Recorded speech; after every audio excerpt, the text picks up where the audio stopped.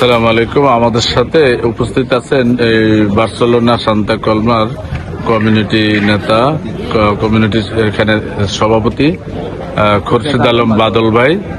উনি এখানে পুরাতনদের ভিতরে একজন, আর সবচেয়ে বেশি পুরাতন আমাদের একজন মুরব্বী আছে, ওনাকে একটু সালাম দেন সবাইকে।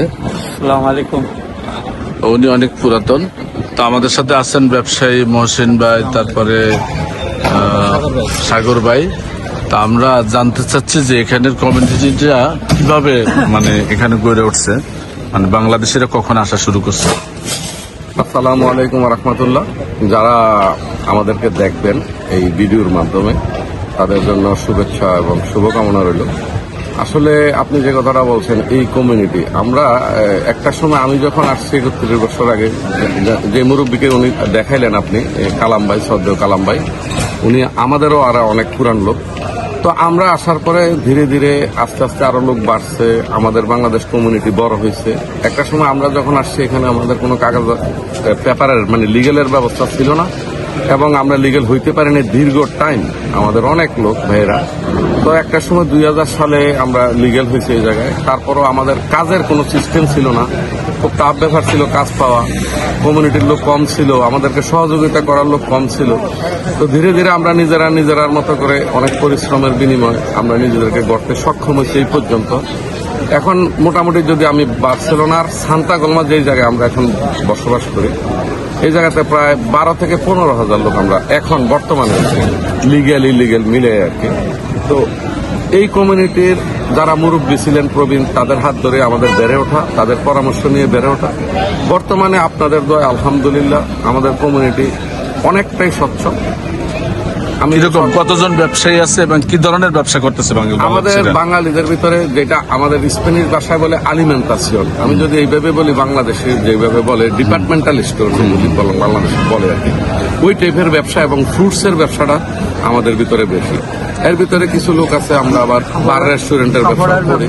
এবং আরেকটা জিনিস, বিগত 5-7 বছর ধরে মোটামুটি ভালো রাইজ করছে আমাদের বাংলাদেশি কয়েকজন লোক।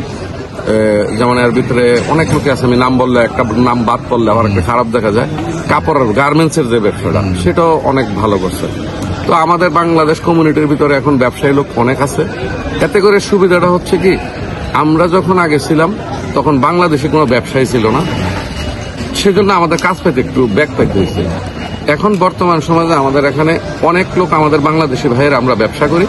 এতে সুবিধা সবচেয়ে বেশি হচ্ছে আমাদের বাংলাদেশে যে নতুন ভাইয়েরা এখানে আসছে, যাদের পেপার নাই বা অনেকের আছে, তাদের জন্য অনেকটাই সুবিধা হয়েছে। তাদেরকে আমরা, যারা আমাদের মতো যারা ব্যবসা করে, তাদের সেক্টরে, বিভিন্ন সেক্টরে, বিভিন্ন কাজে আমরা রাইখা থাকি। আপনারা যারা পুরাতন আছেন, তাদের ভিতরে ছেলে মেয়েরা মেইন স্টেমে কিরকম আছে? তারা এখানে মেইন স্টেমে কাজ করতেছে, নেতৃত্ব দিতেছে বা বিভিন্ন প্রক্রিয়াতে আছে? হ্যাঁ, যে কথাটা আপনি বলছেন আমি বুঝতে পারছি। আমাদের ছেলে মেয়েরা যারা আছে, আমাদের একটু গ্যাপ হয়েছে কেমন, যে কালাম ভাইকে দেখালেন, ওদের সমানের সমবয়সী যে লোকজন ছিল, তারা যদি আজকে এই জায়গাতে থাকতো ফ্যামিলি নিয়ে, তাহলে হয়তো আমাদের ছেলে মেয়েরা ভালো ভালো অবস্থানে অনেক ছেলে মেয়ে দেখা যেত, কারণ তারা সিনিয়র, তারা ছেলে মেয়ে বড় হয়েছে। আর এর পরবর্তীতে যারা আসছে, তাদের ছেলে মেয়ে এখনো রানিং অবস্থায়, লেখাপড়া অবস্থা আছে, আলহামদুলিল্লাহ অনেক ভালো। যেমন আমি যদি এইভাবে বলি, অন্যভাবে নিবেন না কেউ, আমার মেয়ে এই জায়গাতে লেখাপড়া করছে, আমার মেয়ে এই জায়গাতে আসছে, একটা সময় চাকরি করতো সে এয়ারপোর্টে, যে আমরা যে টিকিট কাউন্টারে যে টিকিট দিই, বোর্ডিং কার্ড নিয়ে, এই চাকরিটা দীর্ঘদিন করছে। সায়েন্স স্টেশনে একটা অপারেটরের কাজ করছে। কালাম ভাইয়ের ছেলে কাজ করতেছে, আমাদের আর শফিক ভাইয়ের ছেলে আছে, যারা বড় হয়েছে কয়েকজন মুসলিম, তারা মোটামুটি এয়ারপোর্টে চাকরি করে। তো পুলিশে মসুসে চাকরি করার লোক আমাদের এক ভাতিজা আছে। তো এই সব মিলে মোটামুটি আমাদের লাইন ভালো। তবে আমাদের সর্বশেষ, আমরা সবসময় একটা জিনিস খেয়াল রাখি, আমরা যারা বাঙালি, আমরা বাঙালি আনায় চলতে চাই, আমাদের কালচার ধরে রাখতে চাই। আমরা মুসলমান, এই দেশে আসছি, আমাদের যে এই দেশে কোনো বাধ্যবাধকতা নাই যে আপনি আপনার ধর্ম ছেড়ে দিয়ে তাদের মতো করে চলতে হবে। সেই জন্য আমাদের একটা সুবিধা আছে, আমরা মুসলমান আনায় চলতে চাই, বাঙালি আনা ধরে রাখতে চাই, কৃষ্টি কালচার ধরে রাখতে চাই। আমাদের বাচ্চা কাচ্চাদের শেখানোর জন্য আমরা, আমাদের সমাজের প্রত্যেকটা লোকের অনেক টাকা ইনভেস্ট আছে, সময় ইনভেস্ট আছে। আমরা বিভিন্ন অনুষ্ঠান, জাতীয় অনুষ্ঠান, সাংস্কৃতিক অনুষ্ঠান করে থাকি, ধর্মীয় অনুষ্ঠান করি, যাতে করে আমাদের ভবিষ্যৎ জেনারেশন আমাদের এই কালচারের বাইরে না যায়। ইহুদি খ্রিস্টানের দেশে আসি বইলা যে সেইভাবে চলতে হবে সেটা আমরা চাই না।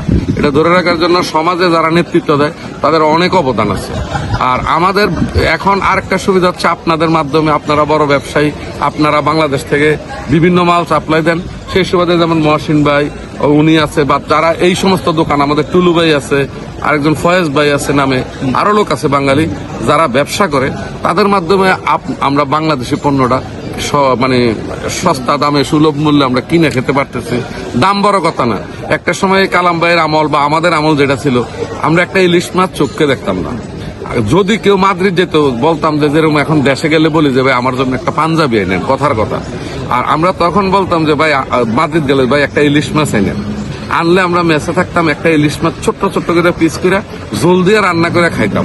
আর সেই ইলিশ মাছ এখন যা মন আমরা তা কিনতে পারতেছি। এখন আপনারা কি মানে ভবিষ্যৎ কি চিন্তা করতেছেন? মানে আমাদের বাংলাদেশি যে প্রজন্ম, নতুন প্রজন্ম প্লাস আপনাদের যারা আছেন, মানে এটা আপনারা কত দূর যেতে চাচ্ছেন বা কি চিন্তা? আমি একটা জিনিস ভালো লাগছে যে আপনি যে বাংলাদেশি কালচারটাকে আপনারা ধরে রাখার জন্য অনেকগুলা অনুষ্ঠান বা বিভিন্ন বিষয়ে আপনারা আয়োজন করেন, এটা খুব ভালো। কিন্তু আপনারা মেইন স্ট্রিমে যাওয়ার জন্য বা আরো আপনাদের ছেলে মেয়েদের নিয়ে কি আশা করতেছেন? আমরা আশা করি ভবিষ্যৎ জীবনে আমরা যারা বয়স হয়েছে, যারা নতুন জেনারেশন আছে, সবাই মিলে এমন একটা, আমি মনে করি যে এই জায়গাতে এক টুকরো বাংলাদেশ হবে। কারণ আমরা দিন দিন মানুষ বেশি, আপনি জানলে খুশি হবেন যে এই দেশ সরকার একটা লিগ্যাল হওয়ার জন্য 5 লক্ষ লোক লিগ্যাল করবে। তো এর ভিতরে বিভিন্ন দেশের লোক আছে পৃথিবীর থেকে আসা, কিন্তু আমাদের বাংলাদেশে বেশ মোটামুটি ভালো একটা হিউজ পরিমাণ লোক আছে। তো আমরা গতকালকে এই জায়গাতে একটা মিটিং হয়েছে, আপনি বিভিন্ন ভিডিও দেখলে পাইবেন। আমরা অনেক লোক একসাথে করছি, আমরা চাইছি যে কিভাবে তাদের পাশে দাঁড়ানো যায়। আমরা বিভিন্ন ওয়ে বাইর করছি, তাদেরকে হেল্প করার চেষ্টা করছি। আশা করি ইনশাল্লাহ আপনাদের দোয়ায় আমাদের এই ছোট্ট এক টুকরো বাংলাদেশ গড়ে উঠবে। এই জায়গায় সামাজিকতা থাকবে, আন্তরিকতা থাকবে, ভদ্রতা থাকবে, একে অপরের প্রতি রেসপেক্ট থাকবে। আমাদের এইভাবে আমরা ভবিষ্যৎ জেনারেশনটা গড়ে তুলতে চাই। আমাদের ছেলে মেয়ে এই জায়গাতে, যাদের ছেলে মেয়ে আছে, বাচ্চা কাচ্চা আছে, ডে বাই ডে বড় হবে, তারা ভালোভাবে পোস্টে যাবে, ভালো পোস্টে চাকরি করবে, আমাদের দেশের নাম উজ্জ্বল করবে। আমরা দেশে রেমিটেন্স পাঠাবো, আমাদের পরবর্তী জেনারেশন পাঠাবে। আমরা দেশের সাথে কন্ট্রিবিউশন করে দেশের সাথে দেশকে কিভাবে গড়া যায় বাংলাদেশকে, সেই সাথে দেশের মানুষের সাথে তাল মিলিয়ে আমরাও তাদের সাথে থাকার চেষ্টা করবো ইনশাআল্লাহ। আমি আশা করি এটা হবে। গুরুত্বপূর্ণ সময় দেওয়ার জন্য আপনাকে ধন্যবাদ। আপনাকে অসংখ্য ধন্যবাদ। ভালো থাকবেন।